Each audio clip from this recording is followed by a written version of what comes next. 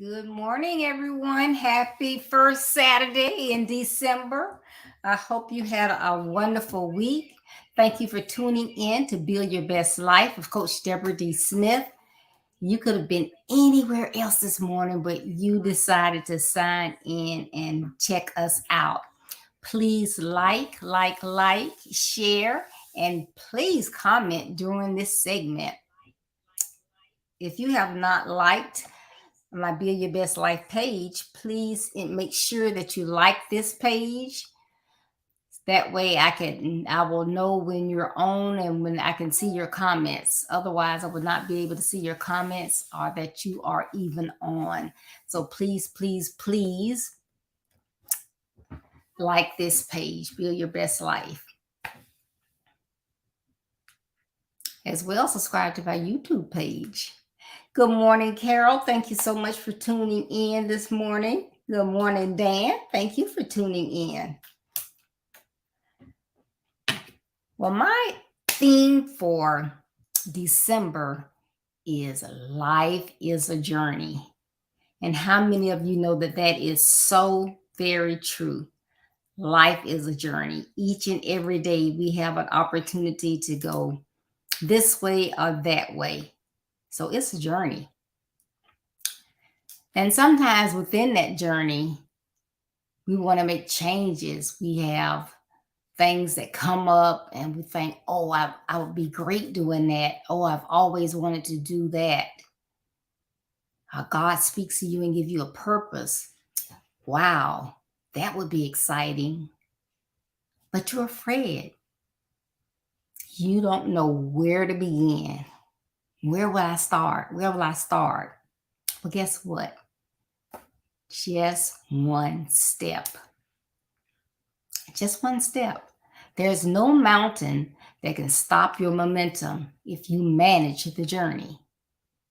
So that's what you have to do. You have to pray about it. So if God gave you the purpose, you know He's going to be there with you.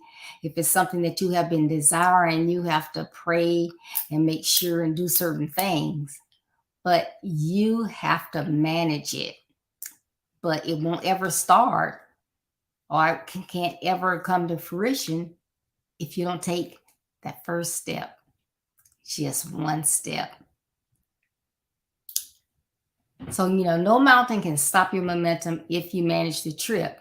But how can you do that? There are 3 things we're going to talk about this morning that you can do to help you as you take that one step. And that is to be intentional, be consistent, and focus. Be intentional, be consistent, and focus. Good morning, Agnes. Thank you so much for tuning in. It doesn't matter what your goal is, you will be able to persevere if you are intentional, consistent, and you stay focused. You can't just decide, I'm going to do this.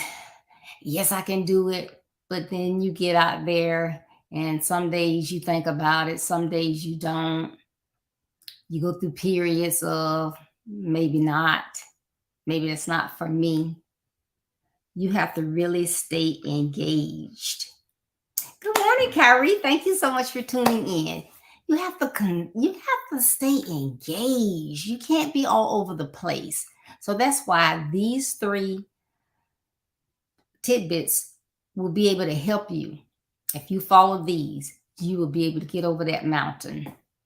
Because there are so many things that you may have in your mind that you want to do.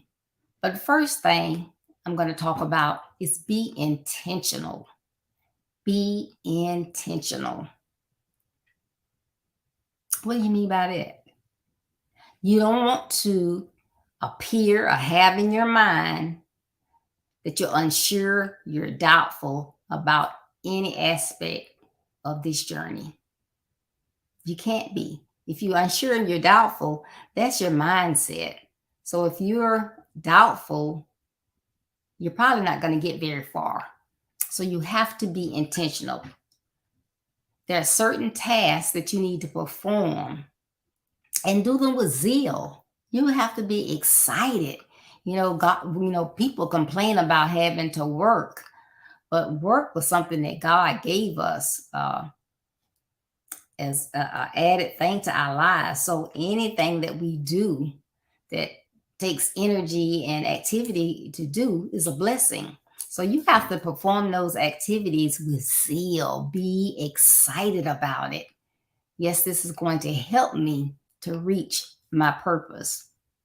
And then have fun doing your target, purpose, goal, or dream. Why do I say those three things? Because it may be a purpose from God, as I mentioned earlier. It may be a dream that you have always wanted to do.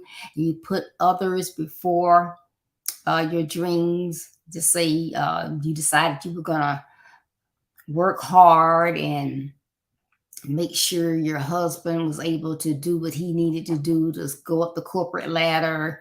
You make sure your children were taken care of or whatever. You may have had a parent that was ill or whatever. But now it's your time. You want to see that dream, or it's a goal. I've always wanted to be a PhD. I'm going to go after that goal. So that's why it can be a purpose, a goal, or a dream. But there are many things, some things may be smaller, some may be huge. Good morning, Curly. Thank you for tuning in this morning. Walking. I'm going to start walking. How many times have I said, I'm going to walk? I know I need to walk. All I do is sit at my desk and work. I need to get out and walk. But I start and stop. Why? Because I'm not intentional. When I put my mind to it, what is my mind on? My mind is on getting the tasks done that I have on my to-do list. The light just came on for me. Do I put it on my to-do list? No, I don't have walking on there. So perhaps starting Monday, I need to put walking on my to-do list. But it can be something as simple as that. Walking, reading. People are always talking about reading. Build Your Best Life. Every week they have on there that it's important to read. Read different types of information. You can learn by reading. You can grow. You can self-develop. Maybe I'm going to start reading, but you have to be intentional. You're very good at what you do. You've seen young men hanging around doing nothing. And you thought, I think I would make a great mentor. I have the time. I'm excited about it. I love what I do. I want to be a mentor. Be intentional about getting a plan together on who you will target, the hours you will spend, etc. Developing relationships. You may not be good at relationships. You may be that person that you walk in a room to an event and you look around and here's a table that has one seat left. Here's a table that's only two people, one person. Here's some empty tables. You go to the empty table. Why? Because you have maybe a fear, you've been hurt before, or you have low self-esteem, whatever reason, but you have a problem interacting with others. And that's something that you want to improve on because you know that in life, we need relationships. So you have to be intentional about doing that. That's something that I know will help me in life, in all aspects of my life. So that's what I'm going to target myself to do. Developing your skills. You complain about, they promote this person, they promote that person, this person goes to another department. Everybody's just moving up all around me. I'm just sitting here. Why are you just sitting there? Do you have the skills that they have? Do you have the skills that you put on your resume when you initially apply for the job and you haven't added anything to those skills? Are you marketing yourself? Are you showing people that you can go above and beyond? Are you showing people that you have critical thinking? Even if you don't put it in your resume, are you showing it? You have to develop yourself. If you want to move up and do different things, you have to market yourself. That means that you have to develop the skills that you have. They don't just pop up and you're better, you know, but you have to be intentional about that. Your parenting skills. As you get older, you realize maybe some of the things that you use as parenting skills are antiquated, that you learn them from your parents, and the children today are very different than you were when you were a child. So, is there something that you're doing that's not being beneficial as a parent? Like, I know in my day it was do as I say, and so that's what we did. I don't care what we saw them doing, whatever. For the most part, if they said do something, we did that. The kids today, they are totally different. They'll sit there and look at you and listen, but they do what they see you model. So maybe you need to brush off those parenting skills. Teaching. You always wanted to be an educator. When you completed high school, you just, oh, I want to be a teacher. I want to be a teacher. But for whatever reason, you may have gone to college and not taken the courses that you needed to teach. You may have taken those courses, but you took the certification and didn't pass, and you never took it again. You just went in corporate America. But you have those skills to teach, and you want to do it so badly. You got to be intentional. I'm going to change. That's something that I can do, and I'll be happy at the end of the day because I love teaching. You want to work on your communication skills. You got to either take feedback, join something like Toastmasters or something like that. But there's something that you have to do. You have to be intentional. You want to earn a diploma, some type of certification. You want to be a welder, electrician. You got to take that certification or that degree. But you can't just say, oh, I could do so much for my family if I was a welder. I mean, I could work. I would make great money. My wife wouldn't have to work so hard. She could even work part-time at home or homeschool the kids if I could be a welder. Let me look into that. This is what I have to do to be a welder. I can do that. I know I can. And then you have to not only find the steps, but put those steps into actions. You have to be intentional. So to make that first step, what's the first thing that I said we have to do? Can anybody tell me? Anybody tell me? Hello, hello, hello. We have to be intentional. We have to be intentional. Now, the second one is just as important. So these are in no certain order. Good morning, Peggy. Thank you for tuning in. The second one then is you have to be consistent. Like I talked about me and walking. Well, it's not that I didn't walk at all. I walk 2 days in a row. Then I say, oh, it's raining. It's going to rain. It didn't rain the entire day, but that was an excuse. Oh, it's too cold. I don't have time. Then I go another couple days or one day. But I was not consistent. When you have that thing that you really, really want to do, you have to be consistent. You got to put something behind it. You got to push it. Good morning, Janet. Thank you for tuning in. So happy to have you. So if you decide to do something, like I said, don't do it once, twice, several times, because that's not being consistent. And you are not, for the most part, you're probably not going to stick with it. I can tell you from experience. And that's the same way we get with dieting. We'll start And then we fall off the wagon, and then we start, and then we fall off the wagon, and then we say, oh, it's Thanksgiving, I don't care, I'm gonna eat. And then we start again, and then say, oh, but it's Christmas, I'm gonna eat. So it's just a routine. But if you do it consistently, and I'm gonna say between 18 and 254 days in a row. You're like, wow, I thought it was 21 days. So did I. But I like to always do some research before I come before you. So as I research this, and this goes back to 2019, researchers found that it wasn't 21 days, it's 254 days. But it's between 18 days and 254 days. So the 21 is in there.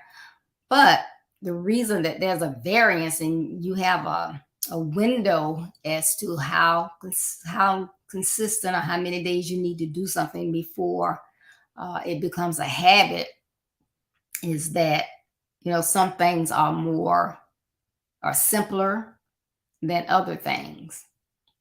And I'm trying to think of an example that they gave. It's like if you know you need to drink water and you say, as soon as I get up, I'm going to drink 8 ounces of water. Well, you're in the house, you have water, there's no excuse, you can get it. So that may be something that you can do in the 18 days or 21 days.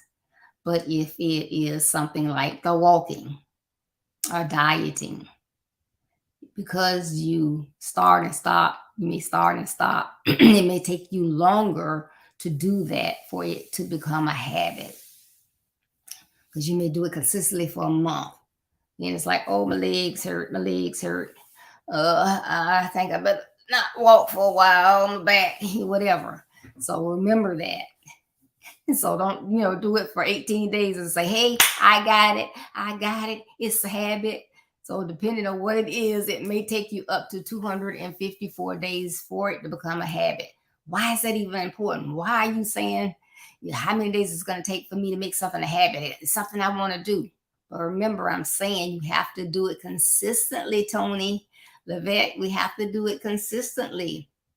So if we do it consistently, it becomes a habit. And if something is a habit, we do it. You just do it without even thinking about it. I bought so I have to go to a dentist and a periodontist. So I bought, they have now where they have the flosser and toothbrush together. So I bought one of those. Brush my teeth every day, but this flosser and toothbrush, I would do it every other day, every 3 days. Brushing my teeth, keeping the good hygiene, but I'm not using that every day. Well, last time I went to the periodontist, this is something that came out of nowhere. It's like, even when I heard the number, I was like, huh?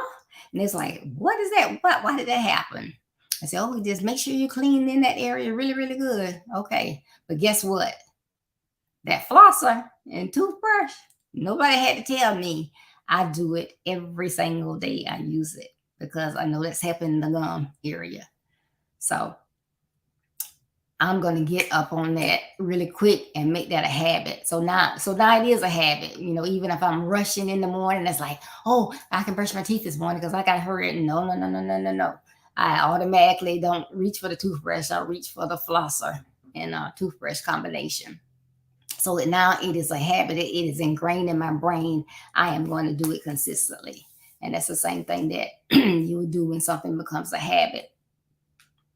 So then when you are consistent with something, those attributes pop up and show in your character. How amazing is that? It shows up in your character. So whatever it is, because you may be a person that I'll tell somebody you're going to do something and you may follow through and you may not. Well, you might want to do better with that. I didn't say that one.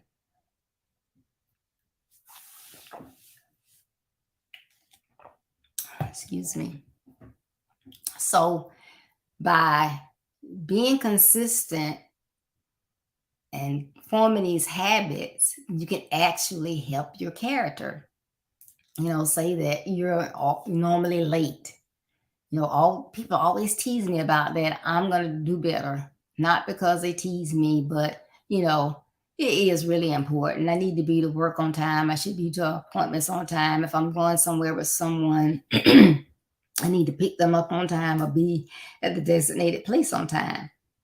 So I'm going to work on that. I'm going to do better. Excuse me. So, what character traits can doing something consistently and make it a habit help? It can help trust. People can then trust you more. You know, they see that what you say you're doing, you do it consistently. They know if you say it, they can count on that. So it will help you with the trust character. Accountability. You're accountable. Hey, I need a favor. I have to be at 3 different places. I know I can't do them all. Can I get you to pick up the cake for me and get it to the venue by 2? Well, if it's somebody that may be on time or they may be late, then you're not going to ask them, are you? You're going to ask someone that you know is accountable. Hey, if I ask Agnes, I know it's going to get there on time. I know it will. If I ask Carol, I know it's going to be on time because they are people that I know that they are accountable. They are where they need to be even before time. So it helps with that character attribute. And also, and you all know this, and I'm not going to go into it, but when you're working on something and I equate it to a goal, you know that it needs to be specific, measurable, attainable, realistic, or relevant, and time based. So when you're doing something consistently as a habit, then you have more data to measure. So if you're walking more days, then when you measure how you're doing, you have more data to measure. So, I've been doing this for 60 days. It's been 60 days now, and I have walked for 47 days. Is that better than previously? You have something to measure. And then it strengthens your reputation. I talk about credibility and your reputation. That thing really means something to me, your reputation. So that strengthens your reputation. I know I can count on them. I know they're trustworthy. I know they're accountable. I know that they'll do what they say they will do because they have allowed different patterns in their life to be consistent and they have made it a habit. And then self-control.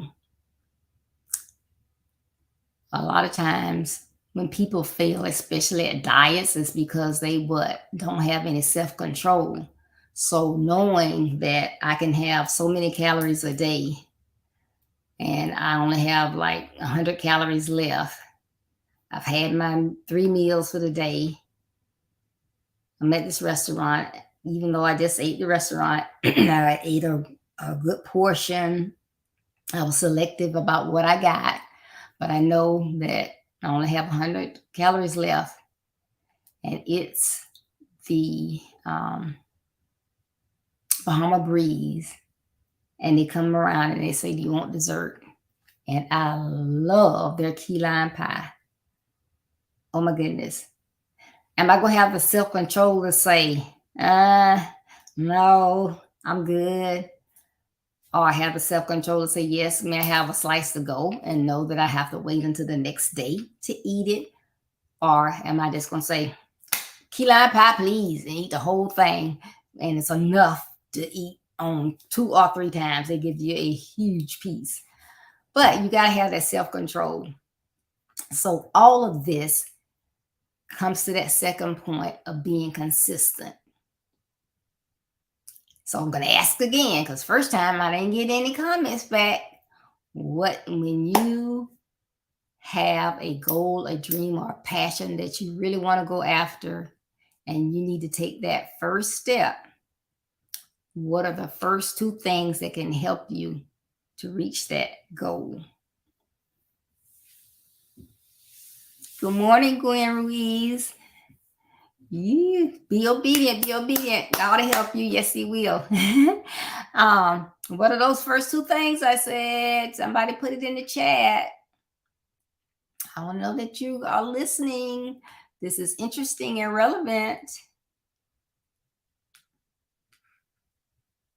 Nobody.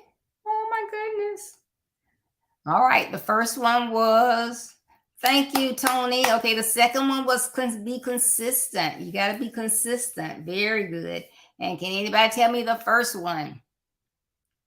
What was the first one of the three? You ready to go into the last one? Thank you, Tony. I appreciate that. Okay. The second one was, excuse me, be consistent. And the first one was be intentional. Now, this last one, I remember I said I didn't do these in any particular order. So this one may be the most important. But this last one is be focused. Be focused. You know, when you think about driving and accidents, what are some of the contributing factors to accidents? Somebody was reading. Yes, I said reading. I have been on a major highway 295 and actually saw someone with a physical book on the steering wheel while they were driving. I was like, oh my goodness, I've seen it all. So reading, alcohol, drugs. Of course, we see people texting and driving, reaching for an object, probably the phone or whatever. I read a story about a young lady. She had this terrible accident because she was reaching for her phone. She heard it ping and she was reaching for it. And so her and her mom came up with this new rule. You put the phone away, either in a purse, in the back seat, or where you can't get it. It'll be okay when you get where you're going. But those are things that contribute to accidents. So if those people are reaching for something, reading while they're driving, they're impaired with alcohol or drugs, or they're texting, they're not focused on driving. And how many know today we really have to be focused? We have the younger people. Oh, yeah, that's a good one. Hey, yeah, great, Tony. Yeah, eating. Yeah, people eat and drive and apply makeup. Yeah, I seen that one too. I'm like, what? And I had some people tell me, yeah, I put my makeup on in the car. You do what? Yeah, so we know that, today we have all different age people driving from very young to seniors. And it's okay for seniors to drive, but sometimes everybody that's out there is a senior, they don't need to be driving, can't see well. They have first stages of dementia, something of that nature, or they black out or whatever. They don't need to be driving. Some middle-aged people don't need to be driving. But we have speeders, we have all these distractions, and they can cause terrible, terrible accidents. Those people not focused. If you've ever seen in person on TV a horse racing, what do the horses have? They have blinders on, right? So they can only see in front of them. They don't want them distracted by the horse that's next to them. It might be somebody like, oh, that's a nice looking mare over there. Or the color of the riding habit that the jockey is wearing. They want them focused on going ahead to that finish line. So they have blinders on them so that they can just run fast and finish. They can be focused. So we have to ask the question, what will assist a student in doing well in a class? When they are focused. If they go to school and they're The teacher is teaching math on a new step at that, and they're thinking about, oh, I can't believe she said yes. I've been asking her for a date for months. I can't believe it. They don't have any idea what the teacher's saying. Oh, man, no new Jordans come out this weekend. Oh, I wonder if my mom gonna let me stay there all night in line so I can get a pair. Not focused, right? When they are focused, they what? Pay attention, and they have a possibility of understanding the principle, the formula, whatever better. And if they don't, they can ask questions. Asking it, can I stay over, or may I come to see you after school? I have some questions. I'm kind of not 100% clear on this, but they have to be focused in order to do a great job. Yeah, that's another good one, Tony. Rushing for nothing. I mean, you on a highway and it says 65 miles per hour, and you know you're going 70, and somebody fly by you, you know they got to be going 100. Like, where are they going? Nowhere. I mean, nowhere. All right. So when you focus, that assists you with a lot of things. One is your memory, you focus, like in the mornings, as I do my uh, meditation and my devotion. I use my daily bread and my Bible, and I got several different chapters and verses. And then I have the verse of the day, and I had a daily word, and I had a daily guidepost. And it's like, okay, I'm looking at all of that, and that's what I want all of that to be a part. But am I absorbing it? Because I'm gonna journal it and write it down. So how's my memory? So if I am listening to the Bible, but someone is talking to me, which they shouldn't if I'm listening to my Bible, I'm not going to be focused. I'm not going to absorb or remember what that scripture was saying. And it may be a scripture that I've heard 100 times, but how many of you know that each time you may get something different, or on a particular time, you may get something different. So it's very important to be engaged and focused. It will help you with problem solving. If you have something and you need to take care of it, and it's been like, okay, we have got to come up with a new process. This process is not working. Then you got to problem solve. Why is it not working? What steps will help us to come up with a new process? But you got to be focused on that. You can't sit there and say, we need a new process to get these letters out to our customers faster. But on your desk, you're looking at the budget, and you're looking at the budget numbers, and yeah. So you looking at the budget, okay, that was a loss this month, but you're supposed to be trying to fix the problem. You got to be focused just on that problem, your decision making. Yes, we are trying to decide. In December, we have 2 days that you allow us to only work 4 hours. And we want to know what those 2 days are going to be. Well, if you're thinking about that problem that you have got to come up with a response on, you just saw that big loss on the budget, which you shouldn't have been looking at.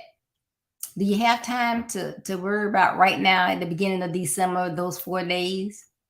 Okay, let me put that on my to-do list, and I'll get back with you. So you want to make great decisions, but you need to be focused. It helps you with your perception. A lot of times, as an example, and I'm just all over the place. Somebody sent me a text, and all I saw was, are you baking strawberry carrot? Put them on the list. Got the desserts ready with everybody else's. And I'm just baking. Send them a text. Your cakes are ready. Heard from the next day. Did you made cakes for me for Thanksgiving? Yes. Oh no, I wanted them for Christmas. Go back to the text. What's the first thing it says? Are you doing baking for Christmas? I would like to have a carrot cake and a strawberry cake. I miss Christmas. So my perception was not good. I looked at that text, but that's what I did. I looked at it and certain things popped out. Baking and the two kinds of cakes. That's the only thing that was important to me. So my perception was way off. Okay. Because I wasn't focused on that text. If I'm going to take the time to read the text, I need to read the entire text. You know how some people, you say, well, you didn't answer what I asked you. You say it, but no, they look at the text and you might be able to see the first line, but you don't see the whole thing. So they just respond based on the part that they can see. So you have to be focused. It will help you with your learning, as I mentioned when we were talking about the student, and your reasoning. All of that takes focus. So again, going back to our main thing, if there is something that we want to do that's new in life and we are afraid to take that first step, what'll help us? You got to take that first step. You take that first step. Nothing starts until you take that. So what will help you if you are intentional, consistent, and focused? So take just one step. Be intentional, consistent, and focused, and start walking. So I hope this topic of just one step has helped you as you think about how 2022 has been in your life, things that you did, things that you wanted to do that you didn't get to, things that you put on the back burner for other people, things that you say you are going to get to in 2023. It is your desire, your passion, your purpose, or your goal. Think about taking just one step. Be intentional, consistent, and focused, and start walking. Thank you all so much for tuning in. Apologize, my voice is going in and out, but I really appreciate you tuning in because you could have been anywhere else this morning. So I really appreciate it. Again, the theme for this month is life is a journey. I'm trying to hit it hard. I'm going to take some time off at the end of the month, but I am focused on these first couple of weeks here to get some great relevant information to you. Please join us on Tuesday, December 6th at 6:30 p.m. Eastern Standard Time as we continue on this theme of life as a journey. And the topic is going to be just flex. Just flex. We're going to have Elizabeth McCoy. I don't know how many of you tuned in and heard her story, but she has a lot of passion, and she came back from a tremendous accident to being her best. And she's going to be my guest on Tuesday as we talk about just flex. So please put that on your calendar and plan to join us. Please visit my website, www.buildyourbestlife.org, www.buildyourbestlife.org. Read my blog that come out each Monday, and I'm not going to know anybody is reading my blog unless I get some comments. So please, somebody go out there and read the blogs. I think they're interesting and helpful. So please check those out. Check out my calendar of events so you can see what's going on at Build Your Best Life. If you're new to the site, you can find out more about Build Your Best Life and its purpose. Also visit my the services that I offer, which is coaching, consultation, speaking, webinar speaking, and you can get an autographed copy of my book, Build Your Best Life. It's a tool that will assist and overcoming obstacles to build your best life. It will make a great gift for your sons, your grandsons, your neighbors, educators, uh, pastors, mentors, coaches, parents. And you can get your autographed copy and have them in stock. You will get it quickly. If you prefer, you say, well, I would help you out, but I like the Kindle version. No problem. Amazon.com. Build your best life. So check it out. Thank you again so much for tuning in. I appreciate it so much. I love you all, because without you, there would be no Build Your Best Life. You all make it possible. Remember, as you travel on your road to building a better life, there will be distractions, pit stops, rough terrain, and detours. Don't let any of those negative aspects of your journey stop you. Though they may slow you down, keep going to be a better you so that you can build your best life. And remember, building your best life is our business. That's not a slogan, it's our commitment. I love you. Be blessed. Stay safe. And I will see you Tuesday. Bye-bye.